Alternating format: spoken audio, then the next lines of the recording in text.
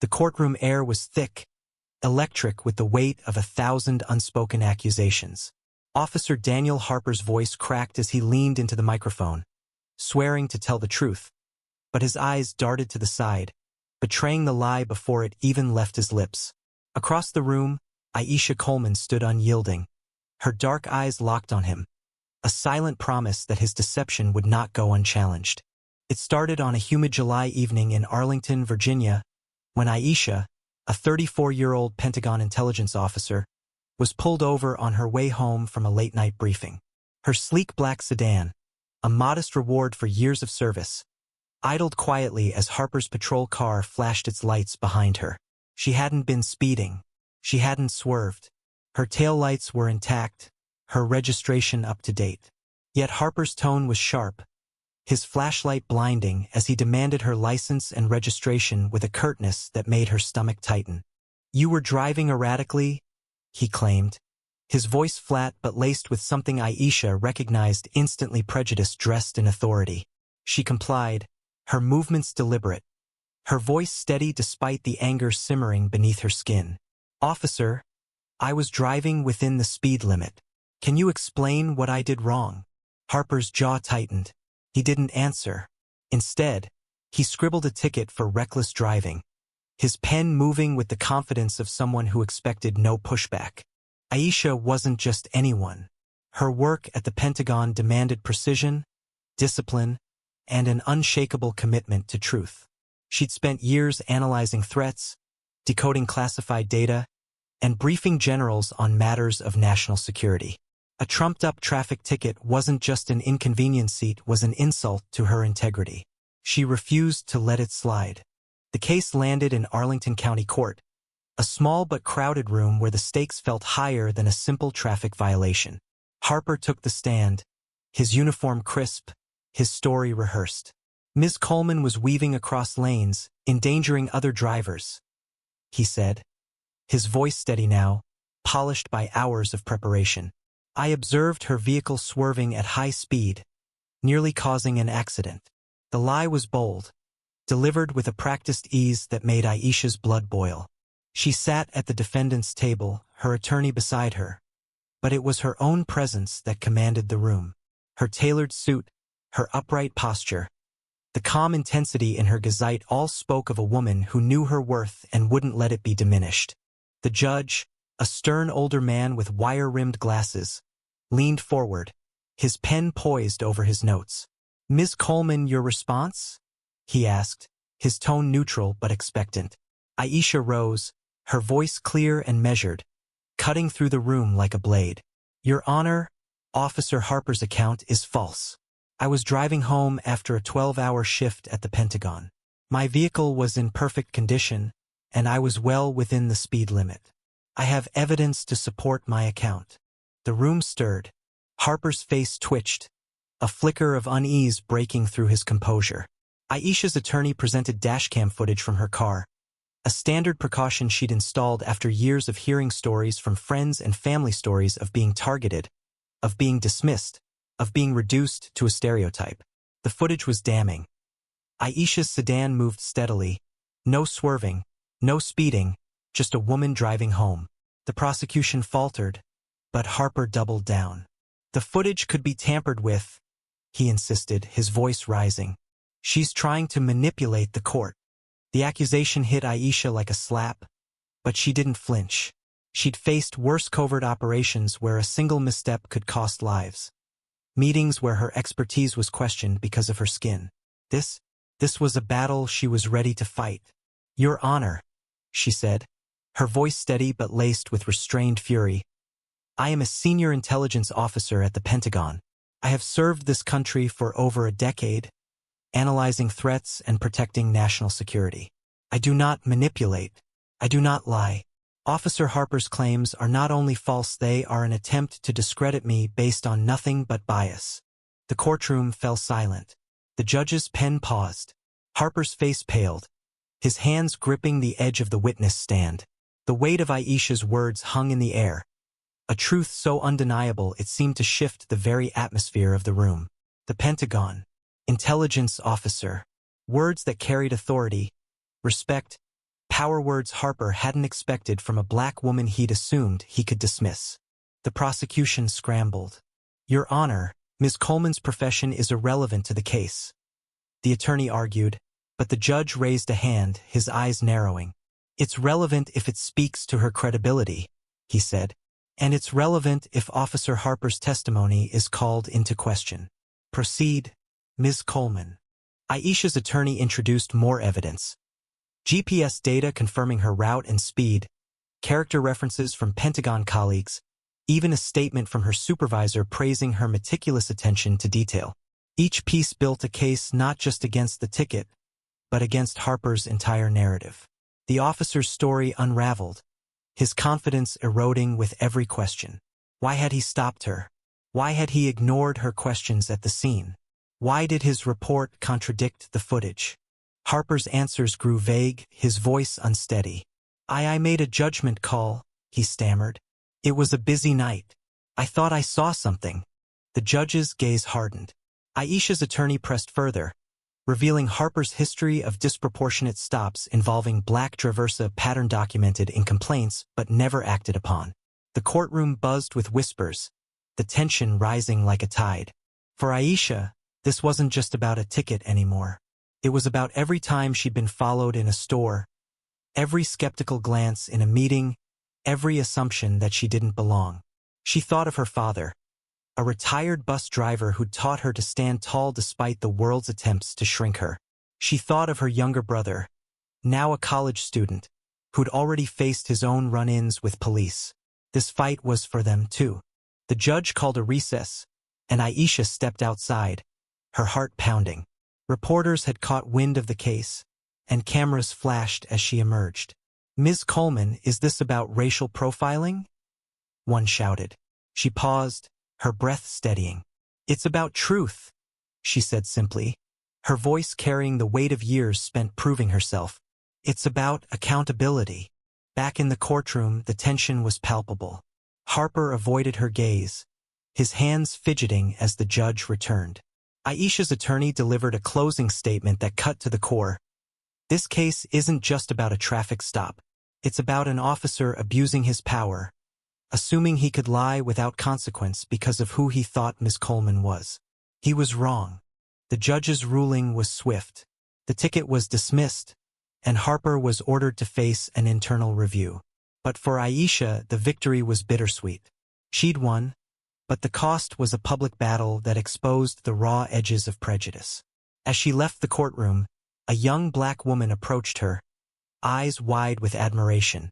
"You're an inspiration," she whispered. Aisha smiled, her heart lifting. "We keep fighting," she said softly. "For all of us." The story didn't end there. Harper's review sparked a broader investigation into his department, uncovering patterns of bias that led to reforms. Aisha returned to her work at the Pentagon, her resolve strengthened. She began mentoring young black professionals, sharing her story to empower them. The courtroom had been a battleground, but it was also a turning point, a reminder that truth, wielded with courage, could dismantle even the deepest lies. Aisha Coleman walked out of the Arlington County Courthouse with her head high, but the weight of the ordeal clung to her like a shadow. The dismissed ticket was a victory, but it didn't erase the sting of Officer Daniel Harper's lies or the deeper truth they revealed. The cameras followed her, their lenses hungry for a soundbite, but Aisha's focus was elsewhere. She thought of her father's words, spoken years ago over a kitchen table in their modest Richmond home. "They'll try to make you small, Aisha. Don't let them." She hadn't, but the fight was far from over. In the days that followed, the case became a lightning rod. Local news outlets ran headlines like, "Pentagon officer exposes cops' lies," and "Traffic stop sparks racial profiling debate." Social media amplified the story, with hashtags like Justice for Aisha trending on X. Some praised her courage, calling her a symbol of resilience against systemic bias. Others, hiding behind anonymous profiles, hurled insults, questioning her credentials or claiming she'd played the race card. Aisha read the comments late at night, her phone screen casting a harsh glow across her face. Each hateful word was a reminder of why she'd fought so hard in that courtroom, not just for herself, but for everyone who'd been dismissed, stereotyped, or silenced. At the Pentagon, her colleagues rallied around her.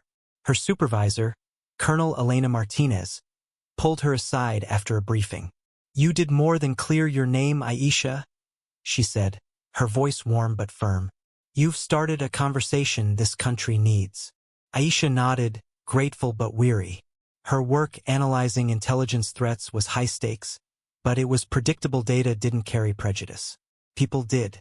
And now, she was navigating a different kind of battlefield, one where her identity as a black woman was both her armor and her target. The investigation into Harper's conduct widened.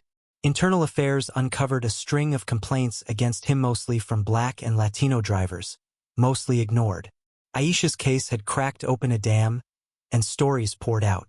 A young black man in Fairfax shared how Harper had pulled him over for suspicious behavior, only to let him go without a ticket or explanation. A Latina mother recounted being questioned about her immigration status during a routine stop. The pattern was clear, and it fueled public outrage. Protests gathered outside the Arlington police station, with signs reading "End Racial Profiling" and "Accountability Now." Aisha didn't attend. She wasn't one for crowds, but she watched the footage, her heart swelling with a mix of pride and pain. Harper, meanwhile, was suspended pending further review. He issued a public apology through his attorney, a carefully worded statement that rang hollow to most. "I regret any misunderstanding during the incident with Ms. Coleman," it read. "My actions were based on my observations at the time. No mention of the lies, no acknowledgement of bias." Aisha read the statement and set her phone down, her jaw tight. An apology without accountability was just noise. She decided to channel her energy into something constructive. Aisha began speaking at community forums, sharing her story to educate others about their rights during police encounters. She partnered with a local nonprofit to create workshops for young people, teaching them how to stay safe and assert themselves without escalating tensions. "You don't have to be silent," she told a room of wide-eyed teenagers at a community center. "But you do have to be smart." One girl, no older than 16, raised her hand. "What if they don't listen?" she asked, her voice small but fierce. Aisha met her gaze. "Then you keep speaking until they do." Her efforts caught the attention of a national civil rights organization, which invited her to testify at a congressional hearing on police reform. The invitation was both an honor and a burden. Aisha spent sleepless nights preparing her statement, wrestling with how to convey the personal toll of her experience without letting it define her. She wasn't a victim, she was a fighter. But the world needed to hear both the strength and the cost.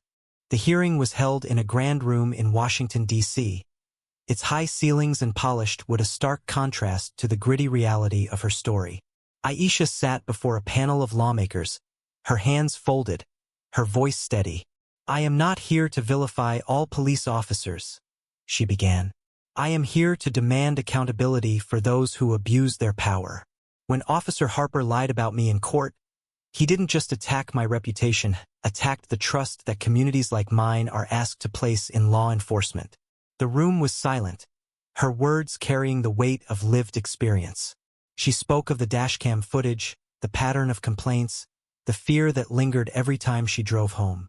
But she also spoke of hope that truth could lead to change, that systems could be rebuilt to serve everyone equally. The lawmakers listened, some nodding, others scribbling notes. A few asked questions, probing for details or challenging her perspective. One senator, a skeptic of reform, pressed her. "Ms. Coleman, isn't it possible this was just a misunderstanding, not a matter of race?" Aisha's response was measured but unflinching.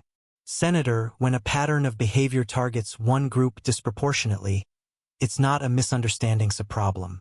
And it's one we can't afford to ignore." The room erupted in applause, and Aisha felt a flicker of relief. She'd done what she came to do.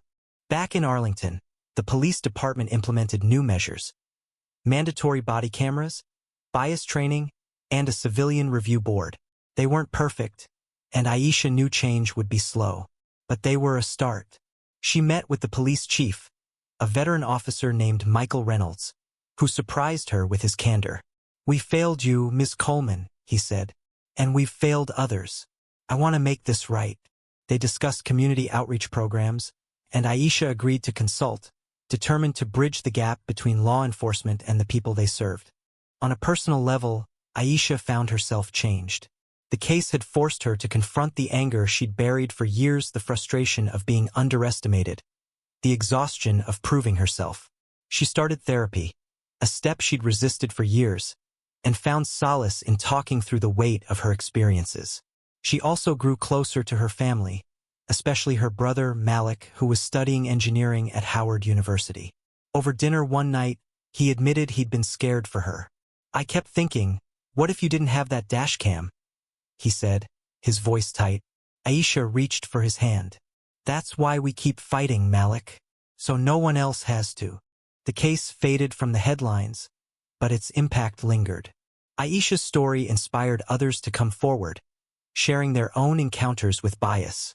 A local journalist published an investigative series on policing in Arlington, dedicating it to the courage of Aisha Coleman. The attention was humbling, but Aisha didn't want to be a symbol, she wanted to be a catalyst. She continued her work at the Pentagon, her focus sharper than ever, and she kept mentoring, speaking, and advocating. Each step felt like a small victory, a way to reclaim the narrative that Harper had tried to steal.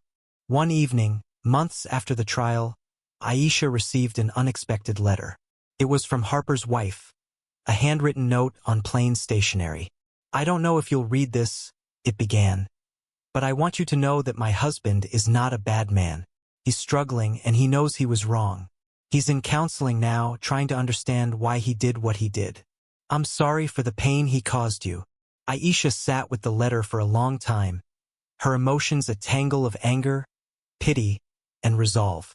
She didn't reply she wasn't ready to forgive, but she kept the letter, a reminder that change, even in one person, was possible.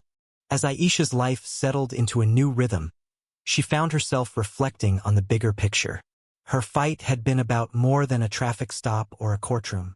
It was about dignity, about the right to be seen for who you are, not what someone assumes you to be.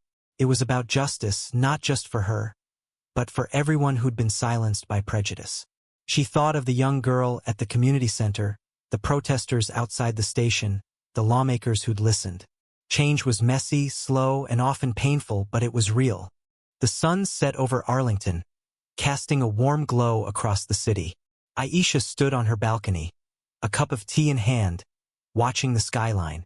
She'd won her battle, but the war against bias was far from over. She knew others would face what she had, and some wouldn't have the resources or platform to fight back. That thought fueled her, pushing her to keep going, to keep speaking, to keep building a world where truth could triumph over lies. What do you think? Where do we draw the line between right and wrong when trust in justice is tested? How do we heal the divides in our communities when stories like Aisha's are all too common?